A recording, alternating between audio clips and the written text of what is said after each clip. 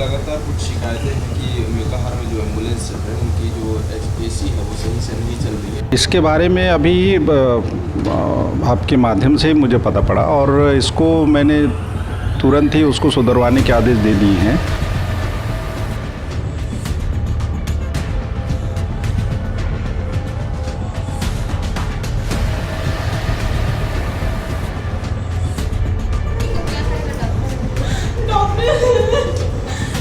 Actually में हमारी जितनी क्षमता है, जितने बेड्स हैं, हमारी मरीजों की संख्या कहीं ज़्यादा है उनसे।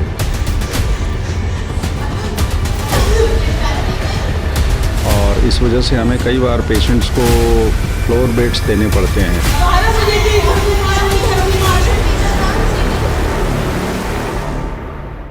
नमस्कार, मैं हूं अविनाश चंद्रवंशी और आप देख रहे हैं न्यूज प्लस 21। और सबसे पहले आप सभी को चैत्र नवरात्रि की ढेर सारी शुभकामनाएं। तो चलिए शुरू करते हैं खबरों का सिलसिला एक बड़ी खबर के साथ। इस वक्त की बड़ी खबर राजधानी रायपुर से, जहां अंबेडकर अस्पताल के किसी भी एम्बुलेंस में एसी नहीं चलने का मामला सामने आया है। आपको बता दें कि सर्दी के मौसम के बाद एसी को बंद किया गया था, जिसके बाद गर्मी के दिनों में पुनः सर्विसिंग कर एम्बुलेंस की एसी को चालू करना था, लेकिन प्रबंधन के लापरवाही का खामियाजा मरीजों को भुगतना पड़ रहा है।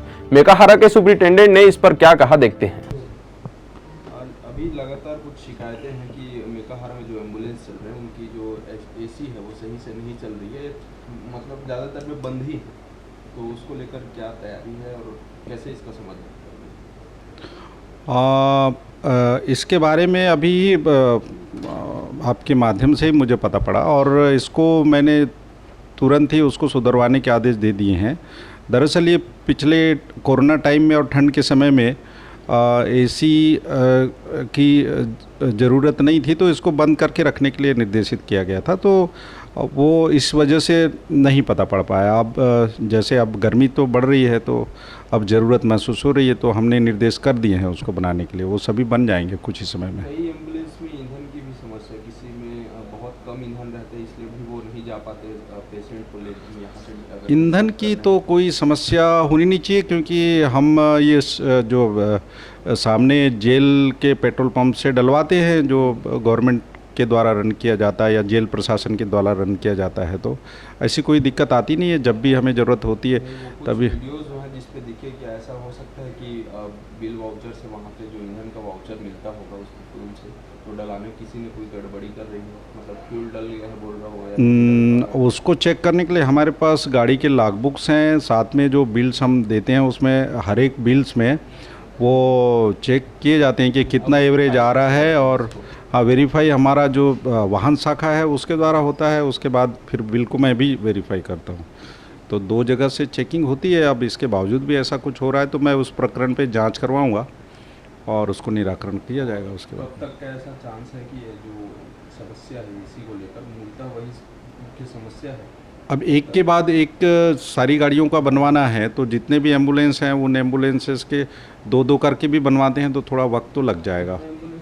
10-15 अब हमारे पास अभी फ़िलहाल करीब 5-6 एम्बुलेंस हैं जो डीकेएस से यहाँ से डीकेएस ले जाते हैं, प्लस साथ में दूरस्थ पेशेंट्स को भी कई बार छोड़ने जाना पड़ता है जिनके साथ में व्यवस्था नहीं होती है। प्रदेश में स्वास्थ्य व्यवस्था दिनों दिन बद से बदतर होते नजर आ रही है। राजधानी के अंबेडकर अस्पताल में मरीजों की संख्या दिनों दिन बढ़ रही है, लेकिन व्यवस्था अभी भी वैसे के वैसे ही है। अब स्थिति यह हो गया है कि यदि मेकाहारा में इलाज कराना है तो घंटों इंतजार करना होगा। पर्ची को लेकर डॉक्टरों के केबिन के चक्कर काटने होंगे। हाल ही में एक हुए घटना का वीडियो हम आपको दिखाएंगे, जिसमें एक महिला अपने पति के इलाज के लिए चीखती रही, चिल्लाती रही और कहती रही कि 12 बजे से पर्ची को लेकर भटक रही है, लेकिन इलाज तक नहीं हुआ है।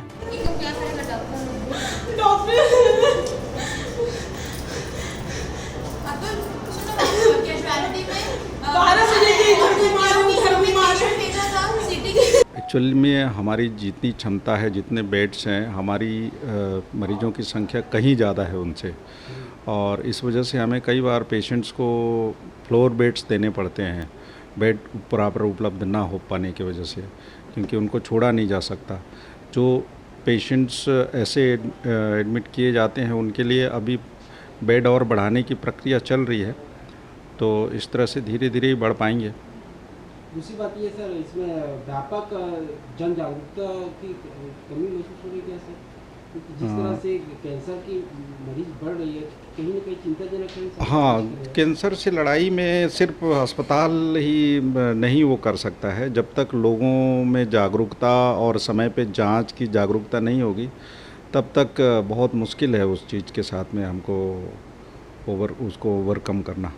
क्योंकि जागरूकता के साथ में वो समय पे इलाज कराते हैं तो सही स्थिति पे वो पकड़ में आ जाता है और उसके साथ में उसका इलाज भी सही हो जाता है। दूसरी बात ये है सर, आपका वही कैंसर डिपार्टमेंट में कल परसों में गया था, तो एक मरीज है 15 होली के पहले आया हुआ और उनको बेड नहीं मिल पाया है। वो बाहर ही अपने उसका ट्रीटमेंट इलाज हो रहा है, ऐसा नहीं है, परंतु उसको जो व्यवस्था मिलनी चाहिए अस्पताल में वो उसको नहीं मिल पा रहा है सर।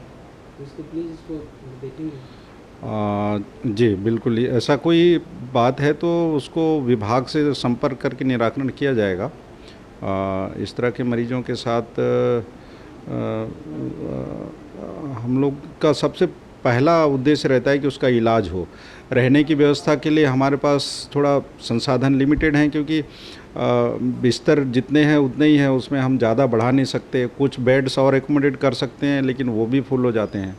मैं वह पहले भी बताया कि नंबर ऑफ़ पेशेंट्स बहुत ज़्यादा हैं कैंसर के मामले में यहाँ पे, और जिनको ओपीडी बेसिस पे इलाज किया जा सकता है उनके लिए भी जो रहने की व्यवस्था है वो भी बहुत लिमिटेड है। यहाँ आसपास में एक धर्मशाला है और एक कैंपस में एक छोटा सा वो है जिसमें वो रहते हैं बाहर से आए हुए पेशेंट, लेकिन वो भी कम पड़ता है। तो ऐसे ही तमाम बड़ी जानकारियों से अपडेट रहने के लिए हमारे YouTube चैनल को लाइक और सब्सक्राइब करना ना भूलें और बने रहे हमारे साथ। न्यूज़ प्लस 21 आपके हक की बात।